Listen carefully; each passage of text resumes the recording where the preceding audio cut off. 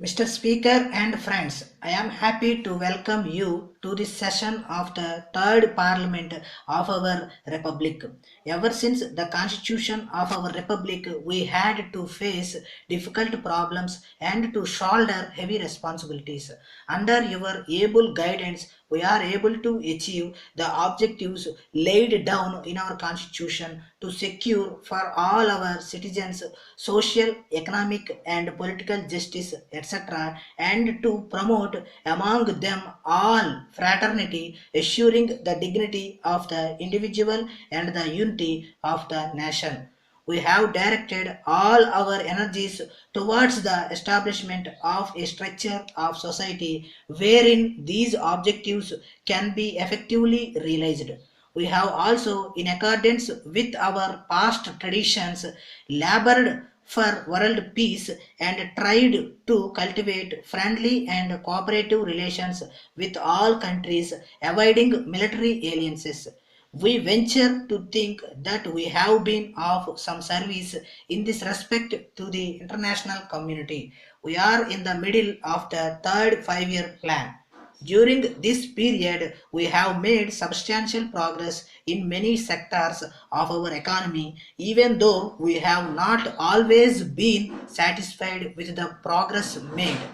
Agriculture, which is the most important sector of our economy, has undergone material developments and agricultural production has increased considerably.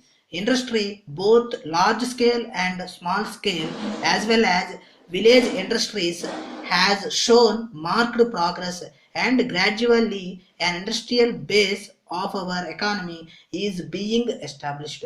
Striking results have been obtained in the program for the eradication of illiteracy. Stress has been specially laid on scientific and technical education, and a large number of new technological institutions are functioning now. Many steps have been taken in order to expand our armed forces and to increase production in our ordnance factories and other defense establishments. The assistance of civil factories is also being taken to this end. I should like to express our government's gratitude to the workers of all these factories. They have responded wonderfully to the cause of the nation. This is true of others working in fields and factories and in government undertakings all over the country. And it has been an experience for all of us to see this mighty response of a great people in the face of danger to the country. Soon after the declaration of emergency, the central labor organizations and management have adopted an industrial truce resolution aiming at the total elimination of industrial disputes and increase of production and reduction of cost to the maximum extent possible. In view of the great burdens cast on us and the steps taken to meet it, the question arose as to how far our third 5 year plan could be carried through without considerable change. On full consideration of the matter, our government came to the conclusion that a very great part of the plan was essential for strengthening the nation and its implementation was therefore necessary even from the point of view of defense. Economic development and industrial growth are the very basis of our defense preparedness. To stop or slow down this process of economic development should result in weakening the country. It has therefore been decided to continue implementing the third 5 year plan with such minor changes as may be required by the circumstances and by reorienting our industrial pattern so as to give priority to defense needs. Thus, in the field of agriculture, industry, communications, education, etc., we have to continue to do our utmost.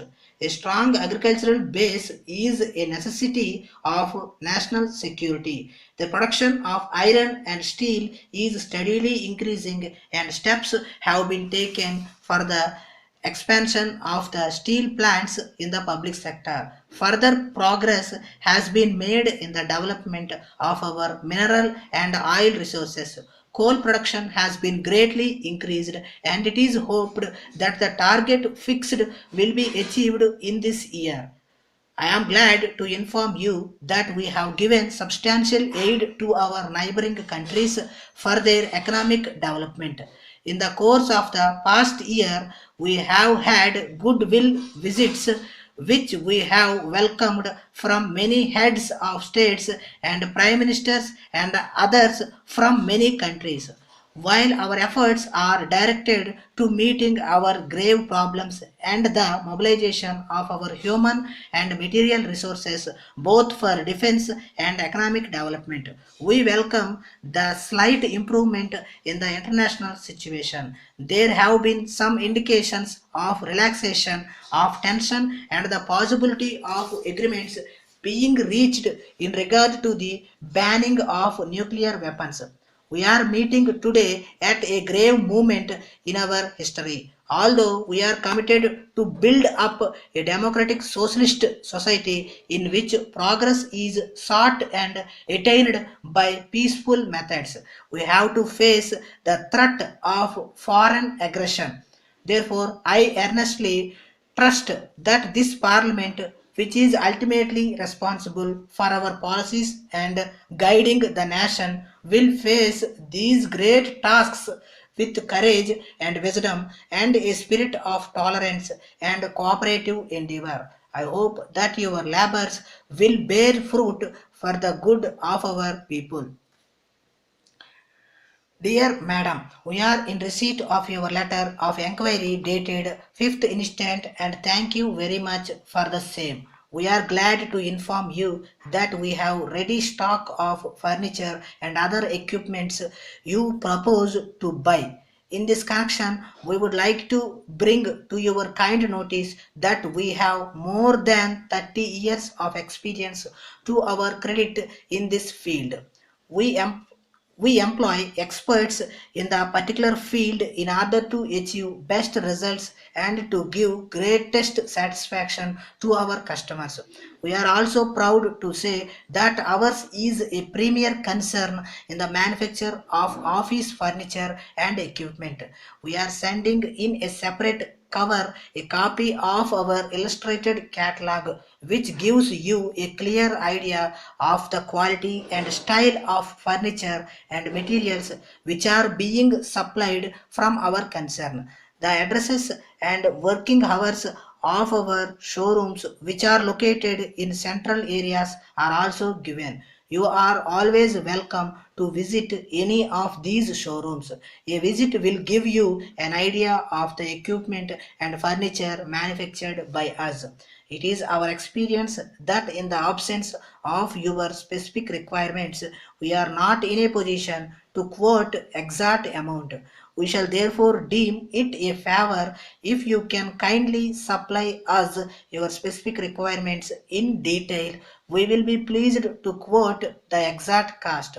We also undertake to give a suitable plan regarding placement of furniture, etc. And our experts will do this job free of cost. Further, we allow 5% discount on all the goods if payment is made within a fortnight from the date of receipt of bills. Our representative will also be glad to call on you to explain any further details required by you on any date convenient to you. We assure you that we can supply your furniture and other materials at a very reasonable price. Therefore, we hope that this will receive your kind attention and you will avail the special facilities offered by us. Thanking you and hoping to receive your esteemed orders. Yours faithfully.